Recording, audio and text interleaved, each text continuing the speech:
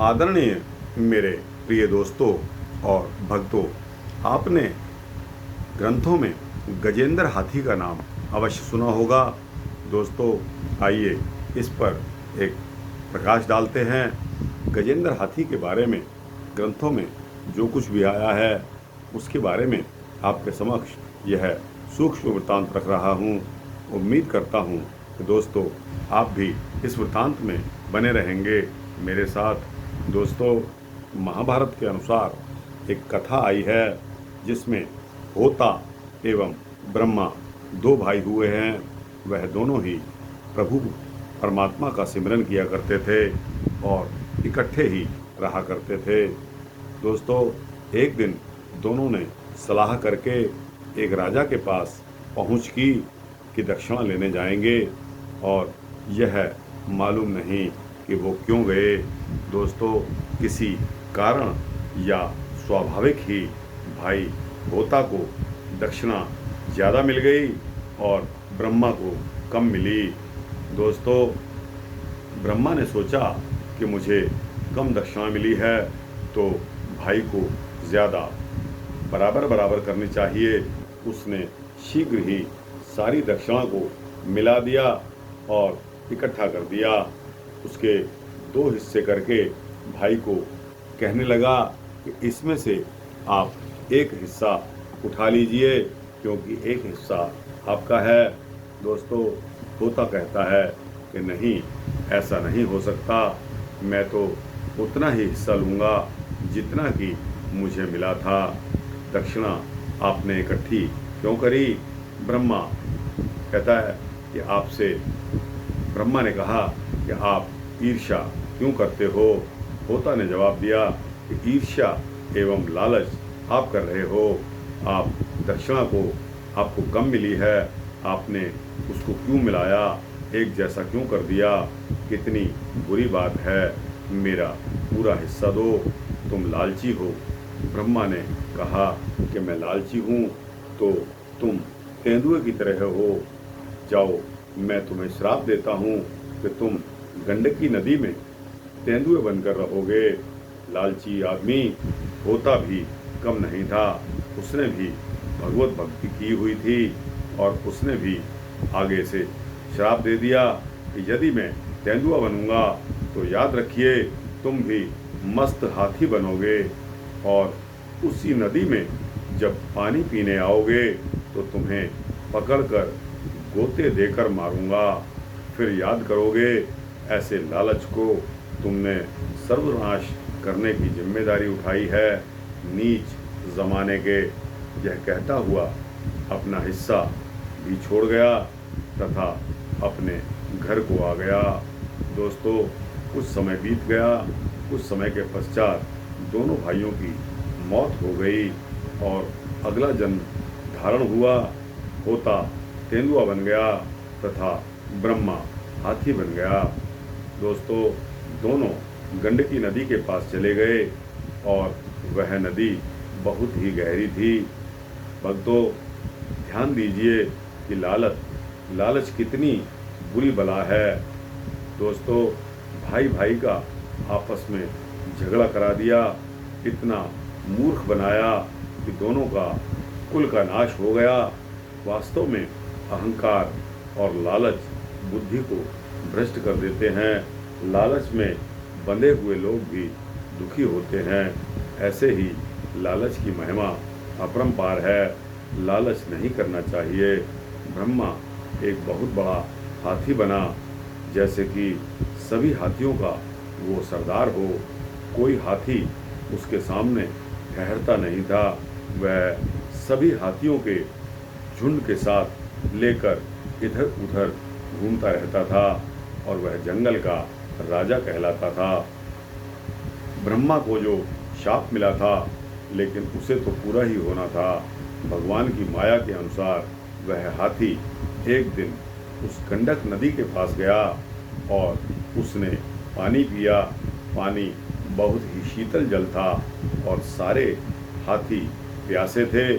सबसे आगे वही हाथी था जो पूर्व जन्म में ब्रह्मा था। दोस्तों, जब पानी पीने के लिए आगे बढ़ा तो आगे उसका भाई तेंदुए के रूप में बैठा हुआ था। उसने ब्रह्मा की टांगें जकड़कर उसको गहरे पानी में खींचना शुरू कर दिया। वह आगे आगे गया। जब हाथी डूबने लगा, उसने चिल्लाना शुरू कर दिया। वह पानी के बिना डूबे खड़ा हो गया। बस फिर और सूंड ही बाहर दिखाई दे रही थी। ऐसा देखकर बाकी हाथी बहुत परेशान हो गए। हाथी ने चिल्लाने लगी, पर हाथी को बाहर निकालने की समर्थ किसी में नहीं थी। तेंदुए ने ब्रह्मा से बदला लेना ही था, इसलिए वह जोर से उस हाथी को पकड़कर बैठा रहा। हाथी बहुत बल वाला था। उसको भी ज्ञान हो गया कि पिछले जन्म का कुछ हिसाब अभी बाकी है। वह अपने आप को बचाने का यत्न करने लगा। वह पानी में सिर नहीं डूबने दे रहा था। तेंदुआ भी हाथी को डुबवाने का पूरा प्रयास कर रहा था। तेंदुए तथा हाथी को लड़ते हुए कई हजार साल बीत गए। हाथी भूखा रहा। पानी में से वह क्या खाए? तेंदुए का भोजन तो पानी में ही था। हाथी बिना कुछ खाए और पिए कमज़ोर हो गया। वह पानी में डुबकी लगाने लगा तो उसी समय उसने अपनी सूंड ऊपर उठाकर आकाश की तरफ देखकर भगवान को याद किया।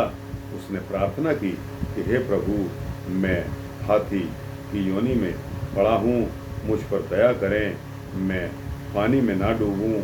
यदि यहाँ मर गया तो जरूर किसी दूसरी बुरी योनि में चला जाऊंगा। हे प्रभु, मेरी प्रार्थना सुनिए। ब्रह्मा हाथी ने शुद्ध हृदय से पुकार जब की, उसी समय परमात्मा ने उसकी प्रार्थना सुन ली और स्वयं उस नदी किनारे पर आ गए। सुदर्शन चक्र से तेंदुए की तारें काटी और हाथी को डूबने से बचा लिया। उसको हाथी की योनि से मुक्त करवा दिया। फिर भक्त रूप में प्रकट किया।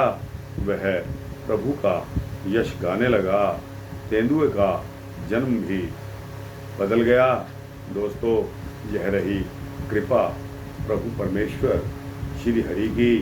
दोस्तों, गुरबाणी में श्री गुरु ग्रंथ साहब में पन्ना नंबर 999 पर भी एक पंक्ति आई है।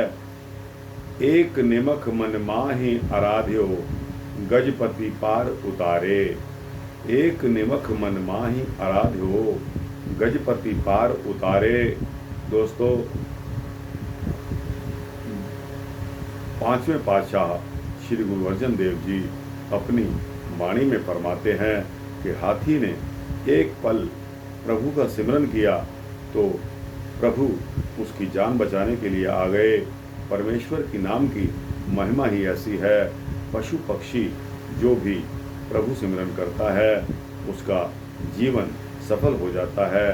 गजपति हाथी दुख पीड़ा से कराह रहा था, बहुत व्याकुल था। उसकी चिल्लाहट ने जब कुछ भी ने सवारा तो उसने भक्ति और परमात्मा की तरफ ध्यान किया। उसी समय परमात्मा अपनी शक्ति के साथ उसकी सहायता के लिए आ गए। उसी हाथी को तेंदुए ने पकड़ रखा था और उसे पानी से बाहर नहीं आने दे रहा था।